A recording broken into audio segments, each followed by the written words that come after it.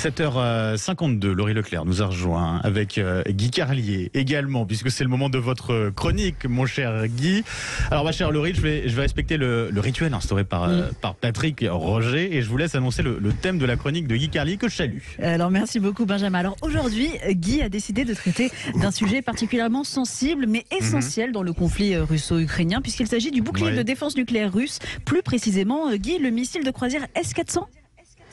Oui, c'est ça. Bonjour Laurie, bonjour Benjamin, bonjour à tous. Effectivement, on ne peut pas tous les jours être dans la légèreté et l'insouciance. Bien sûr, je pourrais aller à la facilité, Benjamin, en évoquant vos graves problèmes de couple, hein, n'est-ce pas, et ce chien de votre compagne que vous détestez et qu'elle vous a obligé à garder hier pendant que madame allait se faire le maillot chez l'esthéticienne. Non, je n'irai pas à la facilité. Je vais donc procéder à un exposé stratégique un peu technique, un peu austère. Je vous prie de m'en excuser à l'avance, sur le système de défense russe S-400, le fameux missile de croisière qui s'oppose au Tomahawk, le missile de croisière américain.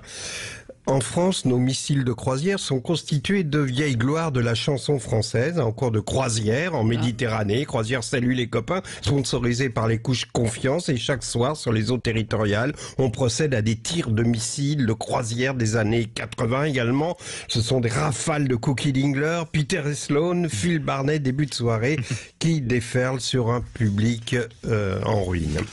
Non, sérieusement, on peut s'interroger sur cette appellation de croisière, hein, qui donne un ton estival, à un côté si Sex and Son un peu déplacé lorsqu'on parle d'armement nucléaire. Mais redevenons au sérieux, même si Patrick Roger n'est pas là et qu'à cet instant même, abandonné au sommeil, son torse puissant jaillissant de sa veste de pyjama, il dort tel le dormeur du Val de Rimbaud. Il y a une évocation rimbaldesque. Ouais. Il dort, la bouche ouverte, un léger filet de salive nocturne, cherchant timidement son chemin aux commissures de ses lèvres, abandonné dans les bras d'une Messaline, dans la posture du repos du guerrier.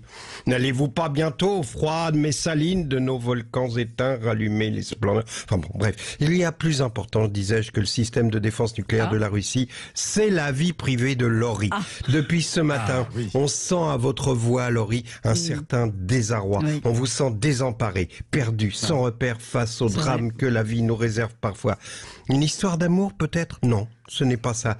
Même si beaucoup s'interrogent sur votre vie affective, vous avez remarqué, amis auditeurs, qu'on parle beaucoup des chats, de Laurie, de son karaoké, de son loto dans l'Oise, etc. Mais il y a un silence, il y a un mystère.